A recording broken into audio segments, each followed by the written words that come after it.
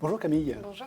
je souhaite m'entretenir avec toi au sujet des informations que tu as communiquées à Sylvie sur le cahier de liaison.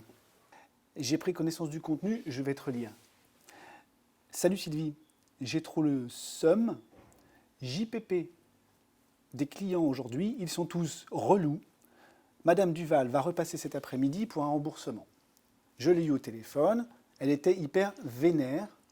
Bref, levé depuis 4h30 ce matin, je suis au BDR. Bon courage. Je t'avoue que je suis perplexe, car je considère que le langage que tu as utilisé ne permet pas une bonne compréhension.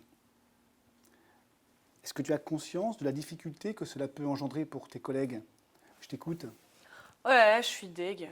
De toute façon, Sylvie, elle est à la ramasse. C'est pourtant clair. Nous, les jeunes, on parle comme ça. On me demande d'écrire une consigne dans le cahier, je le fais. Je vois pas où est le problème, ni comment je pourrais parler autrement.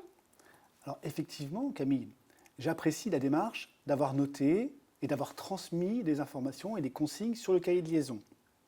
Néanmoins, sur l'aspect du langage utilisé, ce que je te propose, c'est d'écrire dans un vocabulaire compréhensible par tous, donc plus professionnel, car sinon tu mets tes collègues dans une situation de difficulté. Ok. Sylvie est venue me voir, découragée par ce décalage de langage. Elle ne comprend pas l'intérêt d'un cahier de liaison si c'est pour vous séparer au lieu de vous relier. Elle a l'impression d'un grand fossé entre vous, comme si elle travaillait avec un collègue venu d'une autre planète. D'accord. Camille, ce que j'attends de toi, dorénavant, c'est d'écrire dans un langage simple et clair. Et tu verras que les relations avec tes collègues seront d'autant plus agréables si tu utilises un langage adapté. Justement, comment comptes-tu t'y prendre pour faire évoluer ton langage? C'est vrai que j'écris un peu comme je parle. Donc je vais essayer de faire des efforts. Je pense que je vais commencer par arrêter les abréviations. Effectivement, c'est une bonne résolution. Je te fais confiance sur ta capacité d'adaptation. Je te remercie.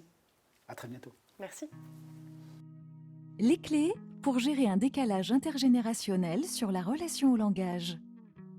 Prenez ce décalage langage très au sérieux, car il peut mettre en péril la cohésion d'équipe. Veillez à ne pas renforcer les décalages intergénérationnels en ignorant la situation. Soyez le garant d'une communication efficace entre tous les collaborateurs et convenez d'un langage commun. Si toute l'équipe est d'accord, favorisez le tutoiement avec la jeune génération, déjà habituée à le faire.